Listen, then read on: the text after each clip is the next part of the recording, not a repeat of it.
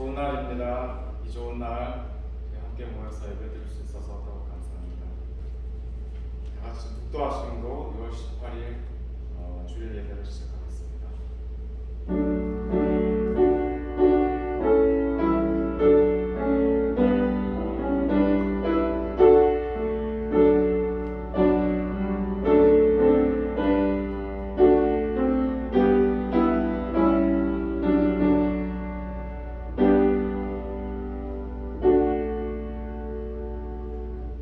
새 노래로 여호와께 노래하라.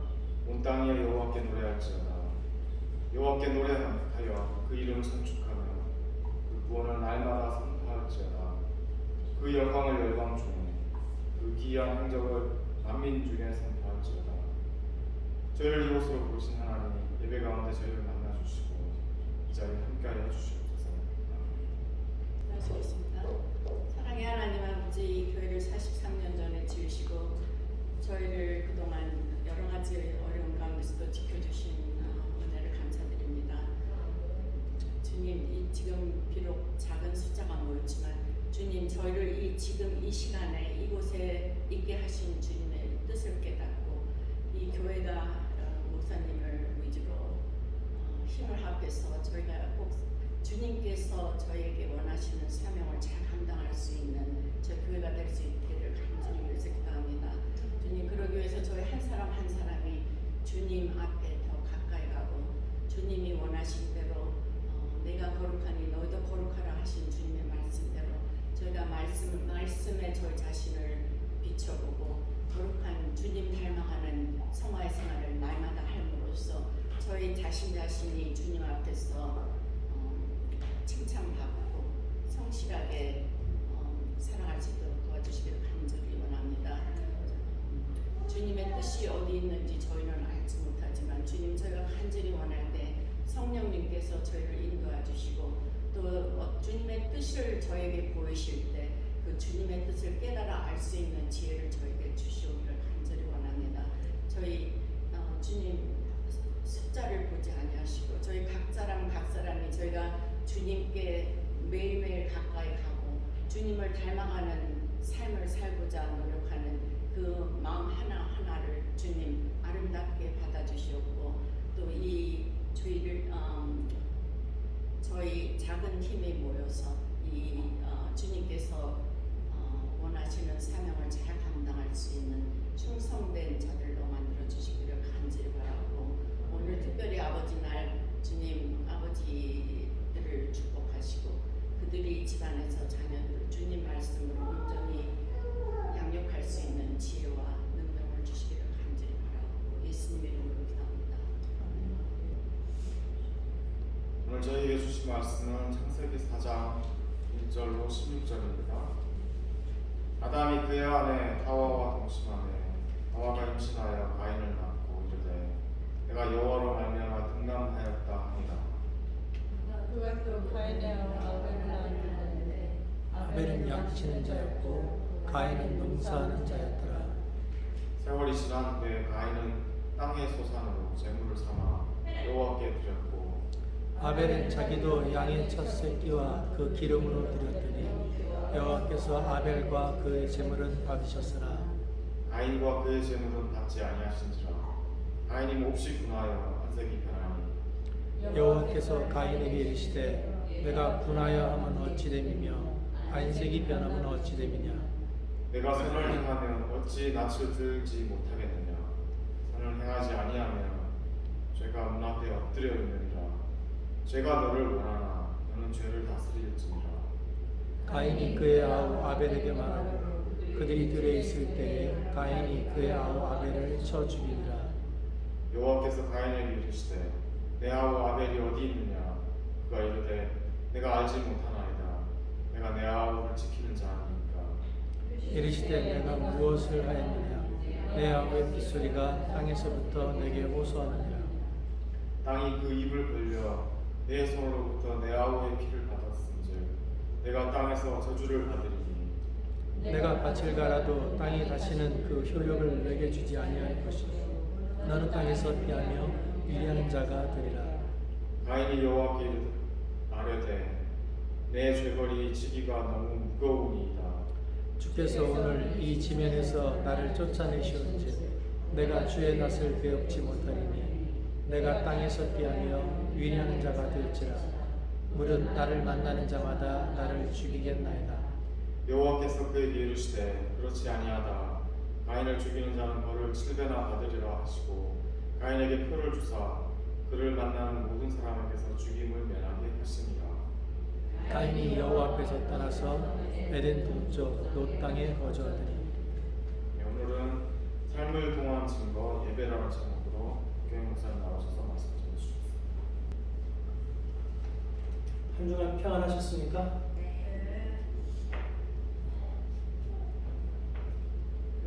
이반 파블로프라고 하는 사람 이야기는 많이 들으셨을 거예요. 걔들을 학대해 가면서 음식과 종소리에 관한 연구를 했던 사람이죠. 종이 울리면 걔들이 침을 흘린다.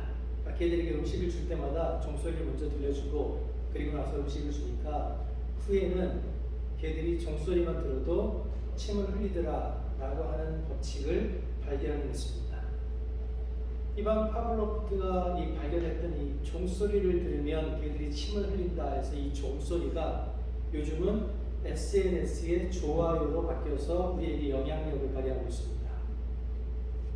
걔들이 종소리를 들으면 침을 흘리는 것처럼 요즘 사람들은 자기가 올려놓은 게시물에 좋아요라고 하는 숫자가 올라가면 행복감을 느낍니다. 그런데 여기서 우리가 주목해야 되는 게 뭐냐면 좋아요라고 하는 것이 많아질수록 우리 뇌에서 기쁨과 동기를 부여하고 조건 반사를 통제하는 도파민 보상 시스템이 활성화된다고 하는 겁니다. 이게 자꾸 활성화되다 보면 우리를 자극해서 우리가 보상을 갈망하게끔, 그러니까 더 많은 좋아요를 갈망하게끔 우리를 몰아간다는 겁니다. 문제는 이 좋아요에 대해서 우리의 갈망이 커지면 그것 때문에 우리가 상처를 받는다는 겁니다. 예를 들면 내가 음식을 예쁘게 해서 사람들에게 자랑하고 싶습니다. 그래서 SNS에 예쁘게 사진을 찍어서 올렸어요.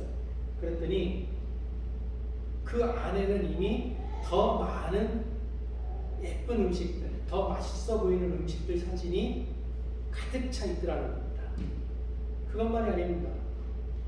내가 그렇게 자랑하고 싶어하는 크고 화려해 보이는 집, 꿈에나 그리던 화려한 휴양지, 화찬란한 크루즈, 요트, 7성급 호텔의 스위트룸, 나는 상상도 못했고 나는 꿈꾸지도 못했던 저 먼 남의 나라 이야기고 아주 큰 부자들의 이야기라고 생각했던 것들이 너무나 많은 것이 올라와 있다는 거예요. 그 많은 것들을 바라보면서 우리는 때로는 부러워하고 때로는 상처를 받습니다. 그런 세상을 우리가 살아가고 있는데 세상은 우리에게 세상은 평등하다. 모든 인간은 평등하다고 말합니다. 세상이 아무리 우리에게 세상은 평등하다라고 얘기해도 우리는 평등함을 느끼기가 쉽지 않습니다. 왜 그렇습니까? 세상이 우리를 세상은 평등하다, 모든 인간은 평등하다고 말을 할지라도 그 인간이 만들어내는 각자가 가진 능력을 바탕으로 해서 만들어낸 결과물이 전혀 다르기 때문에 그렇습니다. 그래서 우리는 평등하다고 말하지만 평등하지 않은 세상을 살아갑니다. 그 평등하지 않은 세상을 살아가는 건 결코 쉬운 일이 아닙니다. 그래서 그 평등하지 않은 힘든 세상을 살아가면서 우리는 내 옆에 있는 사람에게 때로는 상처를 주고 때로는 내 옆에 있는 사람에게 상처를 받으면서 살아갑니다. 우리가 상처를 주거나 받는 대상은 아주 다양합니다. 가장 가까이 있는 사람들은 가족입니다. 가장 힘이 되어야 될 사람들이 가장 아프게 우리의 약점을 찔러댑니다. 또 믿음을 바탕으로 모였다라고 하는 교회에서 우리는 상처를 받습니다. 그뿐만이 아니죠. 직장에서 상처를 받고 학교에서 상처를 받고 직장에서 상처를 주고 학교에서 상처를 줍니다. 그런 방식으로 우리는 가족, 교인, 친구, 동료들에게 상처를 주거나 받습니다. 그렇다면 왜 우리는 사람들에 의해서 상처를 받거나 사람들에게 상처를 줄까요? 도대체 우리 속에 숨겨져 있는 인간의 본성이 어떤 것이기 때문에 그럴까요? 아주 오래전부터 이 싸움은 계속되어 왔습니다. 인간의 마음은 선하냐 아니면 악하냐. 여러분이 꼭 두 가지 책을 읽어보셨으면 하는데, 하나가 이제 루시퍼 이펙트라고 하는 책이고요. 다른 하나가 우리 본성의 선한 천사라고 하는 책입니다. 이 두 책은 인간의 본성을 정반대 방향에서 바라봅니다. 루시퍼 이펙트라고 하는 책은 1971년 8월 14일에서 20일까지 있었던 심리학 실험에 관한 결과 보고서입니다. 이 실험은 대학에서 아주 신체적으로 건강한 24명의 청년들을 대상으로 했습니다. 그리고 이 24명의 청년은 무작위로 반은 간수가 되고 반은 죄수가 되어서 격리된 시설에서 교도소 체험을 하는 겁니다. 2주 동안, 원래 계획은 2주 동안 이 무작위의 사람들을 누구는 죄인으로 만들어 놓고 누구는 교도관으로 만들었을 때 어떤 심리적 역동이 일어나는가를 보기 위해서 한 거예요. 그런데 이 실험은 그 교도소 안에서 일어난 성적 학대를 포함한 고문 등의 가혹행위 때문에 5일 만에 취소됐습니다. 근데 중요한 게 이 실험에 들어가기 전에 이 실험에 참석한 모든 사람들에게 확실하게 공지한 게 있습니다. 뭐냐면 언제든지 네가 원하면 그 실험을 중지시킬 수 있다. 언제든지 네가 이 실험이 힘들다거나 부담하다고 느끼면 나는 이것이 멈췄으면 좋겠다라고 말하면 우리가 너희를 계속 24시간 관찰하고 있으니까 그 실험은 즉시 중지될 것이다 라고 공지를 했는데 5일 동안 아무도 이 실험을 중지해달라고 요청하지 않았어요. 또 실험을 관리하던 관리 감독자들조차도 고문, 학대 이런 것들이 자기들의 실험에서 일어나고 있는데도 실험을 중지시키지 않았습니다. 이 실험이 5일 만에 중지된 건 아주 우연한 기회에 이 실험을 주관하고 있는 실험자의 여자친구가 그 실험실에 방문했다가 그 실험실 안에서 벌어지고 있는 그 광경을 보고는 이건 사람이 해서는 안 되는 행동이다. 이런 실험이 어떻게 가능하냐? 라고 아주 강력하게 항의를 하면서 실험이 중지된 겁니다. 이 실험에 참여했던 피실험자나 실험자들 누구도 이 감옥에서 일어나고 있는 비인간적인 행위에 대해서 도전하지 않았습니다. 이것이 도덕적이지 않다라고 누구도 이의를 제기하지 않았습니다. 이 책은요, 실험자들은 이 실험 보고서를 통해서 이런 이야기를 합니다. 사람은 상황만 주어지면 얼마든지 악해질 수 있다. 근데 반면에요, 우리 본성의 선한 천사라고 하는 책은요, 한 800페이지 정도 되는 책인데, 내용은 간단합니다. 고대부터 지금까지 모든 전쟁사, 인간이 다루었던 살인들 이런 것들을 쭉 연구를 해봤더니 인류의 폭력성이 줄어들고 있다는 거예요. 그러니까 인류가 점점 더 흉폭해지고 있는 게 아니라 인류가 점점 더 선해지고 있다는 겁니다. 근데 실제로 우리가 느끼기에는 옛날보다 우리가 살고 있는 현재가 더 흉폭한 것 같잖아요. 매일 총기 사고가 일어나고 교통사고가 일어나고 누가 누구를 때려 죽였다 그러고 총 쏴 죽였다 그러고. 왜 그렇게 느끼냐는 거예요. 우리가 그런 일이 벌어졌다는 걸 예전에 비해서 쉽게 접한다는 겁니다. 연쇄살인마들 때문에 걱정이 많죠. 근데 여러분 그거 아세요? 연쇄살인마는 옛날에도 있었어요. 근데 옛날 사람들은 연쇄살인마가 있다는 걸 몰랐어요. 왜 몰랐을까요? 원고에는 없는데 그 미국 연쇄살인범 중에 고속도로 살인마가 있었어요. 그 고속도로 살인마가 어떤 사람이었냐면 트럭 운전사였는데 트럭을 타고 지나다니면서 자기가 운전하는 그 루트 안에 있는 사람들을 죽이는 거예요. 근데 그 살인 사건을 조사하는 어떤 경찰도 이것이 연쇄살인이라고 몰랐어요. 왜냐하면 각 관할마다 자기 사건은 자기만 알고 있지 다른 관할과 그 사건을 공유하지 않았기 때문에.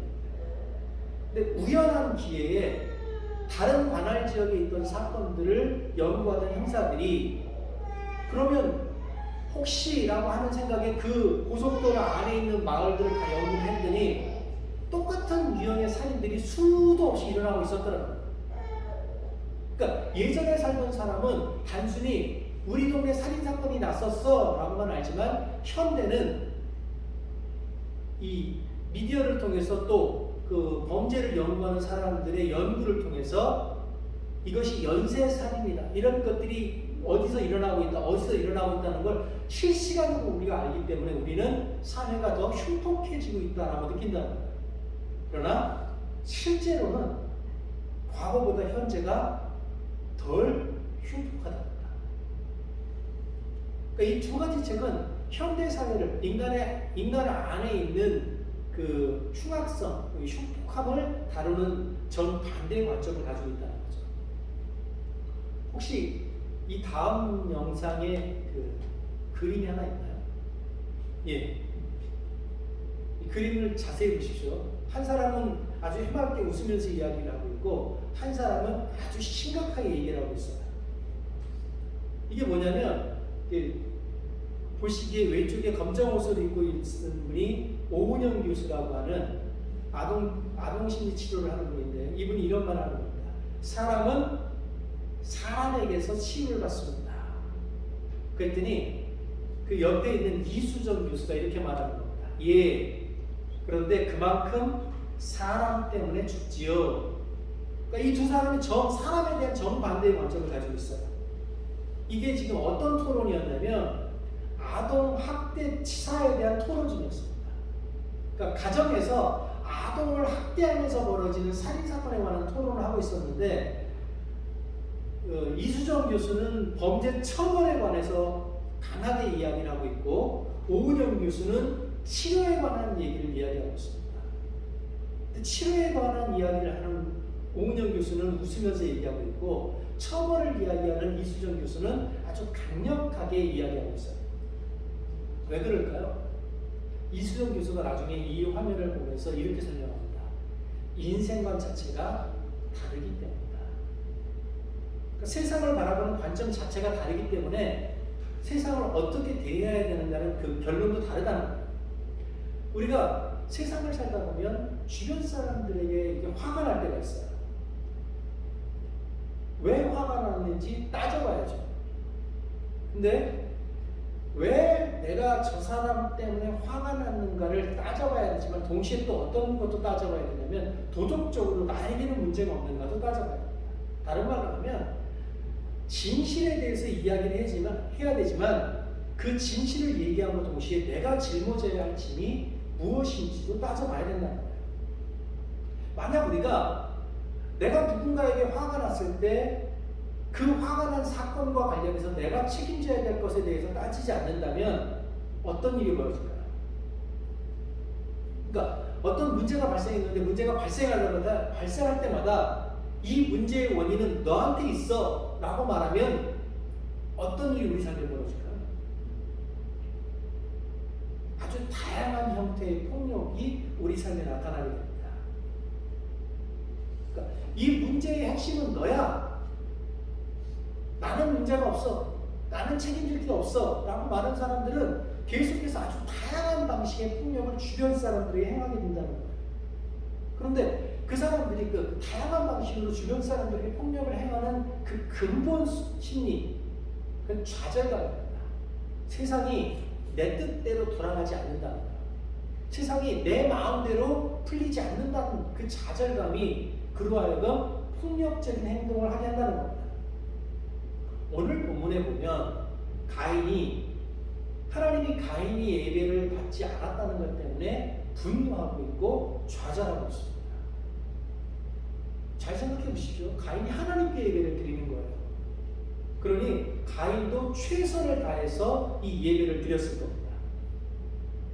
근데 하나님이 가인의 제사를 받지 않으셨어요.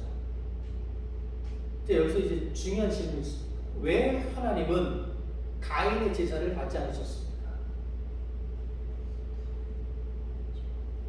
가인이 하나님께 기도했어요.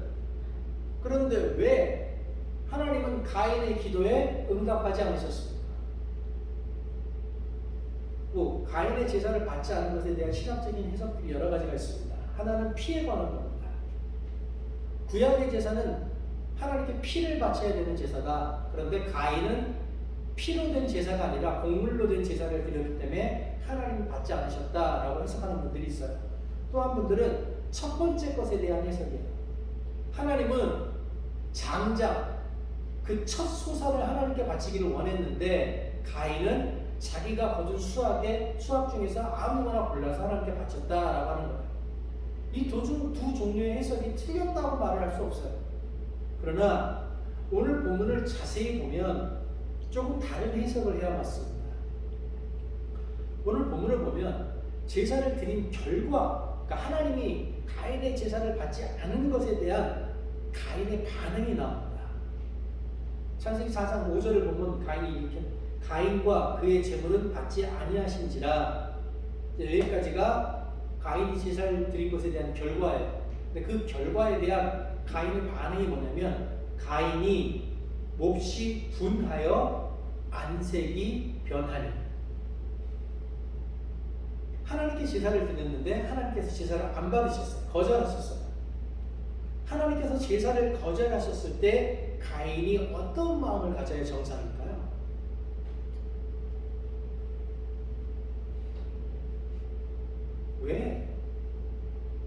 왜 내 제사를 안 받으셨지? 이게 정상이에요. 내 제사에 뭐가 문제가 있었나? 이게 정상이에요. 그런데 가인은 왜 내 제사를 거절하셨지가 아니라 감히 내 제사를 거절해? 이런 반응을 보이는 겁니다. 조금 과장해서 얘기하면 이런 거예요. 감히 하나님 따위가 내가 드린 제사를 거절해. 우리가 기도를 했는데 그 기도에 대해서 하나님이 응답하지 않으실 때 우리 안에 그런 분노가 들어온다는 거예요. 감히 하나님 따위가 내 기도에 응답하지 않아? 감히 저 따위들의 기도에 대해서는 응답하는 그 하나님이 나같이 존귀한 사람의 기도에 대해서는 응답하지 않아? 라고 하는 분노가 우리 마음속에 들어온다. 제사, 예배는 그 예배를 드리는 사람이 아니라 그 예배를 받으시는 하나님의 입장에서 준비되어야 되는 겁니다. 때문에 만약에 하나님이 그 제사, 그 예배를 거절하셨다면 당연히 그 예배를 준비했던, 그 제사를 준비했던 사람은 내가 준비한 이 예배에 어떤 문제가 있었는가를 따져봐야 합니다. 하나님이 원하시는 예배를 드리기 위해서 내가 무엇을 좀 더 해야 되는가를 따져보고 노력하는 것이 지극히 정상입니다. 예배의 목적이 뭡니까? 예배의 목적은 복을 받는 게 아닙니다. 예배의 목적은 그 예배를 통해서 내 인생의 어려움이 해결되는 것이 아닙니다. 예배의 목적은 그 예배를 통해서 내 몸의 병이 낫는 것도 아닙니다. 예배의 목적은 내가 좋은 직장에 들어가기 위한 것도 아닙니다. 예배의 목적은 온전히 하나님을 기쁘시게 하는 겁니다. 그런데 가인은 오늘 하나님을 기쁘시게 하는데 실패했습니다. 그럼에도 불구하고 자기 제사에 어떤 문제가 있었는지 살펴보지 않았습니다. 오히려 그는 몹시 분해하면서 안색이 변했다라고 말합니다. 자기가 원하는 방식대로 하나님이 응답하지 않으니까 분노하는 겁니다. 화를 내요. 우리가 세상을 살다 보면 이런 상황들을 아주 자주 보게 됩니다. 자기 마음대로 되지 않으면 막 화를 내요. 내가 원하는 대로 일이 풀리지 않으면 막 분노합니다. 내 안에서 내 삶의 방식에서 어떤 문제가 있었는지 전혀 따져보지 않고 계속해서 주변에게 그 원인을 돌리는 거예요. 사람들만 그렇게 대하는데 하나님을 대할 때도 똑같아요. 내가 기도했는데 응답되지 않는다고 하는 거야. 내가 교회에서 그렇게 열심히 봉사했는데 내 인생이 제대로 풀리지 않는다고 하나님께 실망합니다. 내가 교회에 그렇게 열심히 출석했는데 내 인생에 어려움이 생긴다고 하나님의 존재를 의심합니다. 여러분만 그러겠습니다. 목사인 저도 그렇죠. 내가 그렇게 열심히 성경을 연구하고 내가 그렇게 열심히 설교하는데 왜 우리 교회는 부흥하지 않을까? 아, 하나님이 나를 미워하는가 보다. 아, 하나님이 나한테 관심이 없는가 보다. 아, 하나님은 옆교회 목사만 사랑하시는가 보다. 목사들은 그런 생각 안 하겠어요. 내가 지금 하나님을 기쁘시게 하고 있는가라고 하는 생각을 하지 못하고 이 예배를 통해서 이 기도를 통해서 하나님께로부터 무엇을 얻어낼 수 있을까라고 생각하려면 그 사람이 평신도건 목사가 상관없이 인생이 자기 뜻대로 풀리지 않을 때 하나님을 의심하게 된다는 겁니다. 우리는 예배를 통해서 하나님께 영광을 드립니다. 우리는 예배를 통해서 하나님의 뜻이 이 땅에 온전히 이루어지기를 기도합니다. 우리는 예배를 통해서 들려지는 하나님의 말씀을 듣고 우리 삶의 방향을 점검합니다. 우리는 예배를 통해서 우리의 아픔과 소원을 하나님께 아뢰입니다. 그러나 우리가 예배를 통해 주님을 예배한다고 우리의 삶이, 우리의 믿음이 완전해지거나 완벽해지는 건 아닙니다. 분명히 우리는 하나님이 주신 은혜를 받았고 그 은혜로 말미암아 죄사함도 받았습니다. 그럼에도 불구하고 그 하나님의 은혜에도 불구하고 우리는 불완전한 존재입니다. 우리가 불완전한 존재이기 때문에 우리의 믿음이 중요한 겁니다. 왜냐하면 하나님을 믿는 우리의 믿음은 우리가 어떤 방향으로 나아가야 할지를 가르쳐주는 표지판이기 때문에 그렇습니다. 가끔 믿음을 삶의 방향이 아니라 삶에서 느끼는 그 감정들로 생각하는 분들이 있어요. 그러니까 믿음이 삶의 방향이 아니라 삶에서 느끼는 감정이라고 느끼는 건 이런 겁니다. 기도하면서 흘리는 눈물, 예배를 드리면서 느끼는 절정의 감정, 찬양을 부를 때 내 가슴속에 요동치는 어떤 특별한 느낌. 그런데 이것들은 우리의 믿음을 증거하지 않습니다. 오히려 이런 느낌들은, 이런 감정들은 무당과 함께 제사를 드리는 중에 더 자주 나타납니다. 온전한 믿음이라고 하는 건 우리 삶이 부족하고 우리에게 결함이 있음에도 불구하고 포기하지 않고 끈질기게 하나님의 뜻을 묻고 그 뜻을 내 삶 안에서 살아내기 위해서 노력하는 겁니다. 믿음은 우리 삶에 부족한 것이 있다는 것을 인정하는 거예요. 그런 의미에서 오늘 가인은 자신의 삶을 통해 하나님을 믿는 믿음을 증명하는 것에 실패했습니다. 성경은 연락하셨다라고 말합니다. 연락하지 않았다. 다른 말로 하면 하나님께서 가인의 제사를 보지 않았다. 안 봤다는 거예요. 이것 때문에 화가 난 겁니다. 자기 딴에는 최선을 다해서 예배를 드렸는데 하나님이 눈길도 주지 않은 거예요. 내 예배를 하나님이 돌아보지 않았다는 것 때문에 가인이 부정적인 감정에 휘말린 겁니다. 그 부정적인 감정에 휘말린 그 가인을 성경이 뭐라고 표현하냐면 얼굴을 들지 않았다. 얼굴을 내리깔고 있는 거예요. 하나님과 눈을 맞추지 않는 겁니다. 이미 마음속에 하나님에 대한 불신과 저기가 자리 잡은 겁니다. 하나님과 대화하지 않겠다라고 대화를 거절하는 겁니다. 이 본문을 통해서 우리는 하나님이 이런 착각을 하시면 안 돼요. 하나님께서 가인의 제사를 보지 않았다는 것 때문에 하나님께서 가인의 마음을 공감하고 수용할 준비가 되지 않았다라고 받아들이면 안 돼요.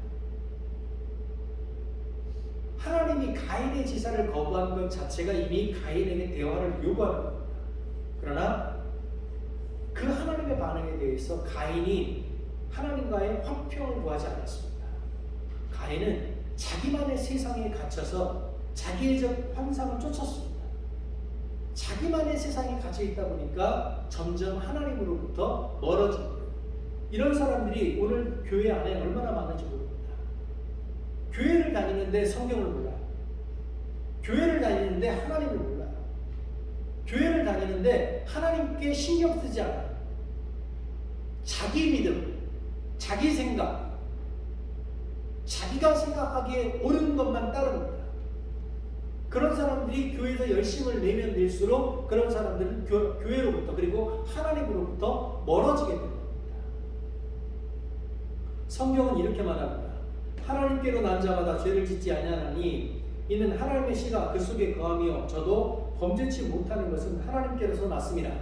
이러므로 하나님의 자녀들과 마귀의 자녀들이 나타나느니 무릇 의를 행치 아니하는 자나 또는 그 형제를 사랑치 아니하는 자는 하나님께 속하지 아니하니라. 우리가 서로 사랑할지니 이는 너희가 처음부터 들은 소식이다. 가인같이 하지 말라. 저는 악한 자에게 속하여 그 아우를 죽였으니 어쩐 용도로 죽였느냐. 자기 행위는 악하고 그 아우의 행위는 의로우니라. 왜 가인이 자기 동생을 죽였습니까? 왜 가인이 자기 동생을 학대했습니까? 왜 가인이 자기 동생에게 폭력을 행사했습니까? 자기는 악하고 그 아우의 행위는 의로웠기 때문입니다. 그런 우리에게 요한이 강력하게 경고합니다. 의를 행치 아니하는 자나 또는 그 형제를 사랑하지 아니하는 자는 하나님께 속하지 아니하니라. 예배가 무엇입니까? 우리의 믿음은 도대체 무엇을 통해서 증명됩니까? 성경이 말하는 신령과 진정으로 드리는 예배는 무엇입니까? 히브리서 기자가 말하는 아벨이 드렸다는 그 더 나은 제사는 또 무엇입니까? 창세기에서 하나님은 가인에게 선을 행하라고 말씀하시고 그 마음에 있는 죄를 다스리라고 말씀하십니다. 요한은 우리에게 의를 행하고 형제를 사랑하라고 말합니다. 이 모든 것이 말하는 게 무엇입니까? 이 모든 것이 말하는 것은 이것입니다. 우리의 믿음은 우리의 삶을 통해 증거됩니다. 우리가 하나님께 올바른 예배를 드리고 있는지는 우리가 우리 주변 사람을 대하는 그 삶의 태도를 통해서 드러난다는 겁니다. 예배는 우리가 11시가 돼서 시작되는 이것만이 예배가 아니라 여러분이 삶의 자리에서 행하고 있는 모든 것들이 예배라고 합니다.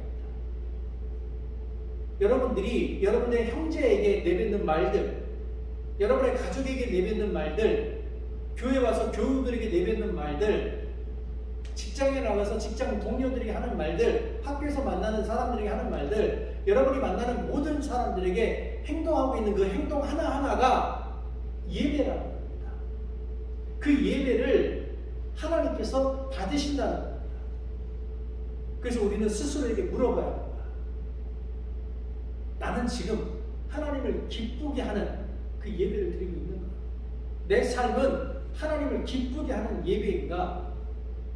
아니면 나를 기쁘게 하기 위해서 하나님을 이용하고 있는가? 기도하겠습니다.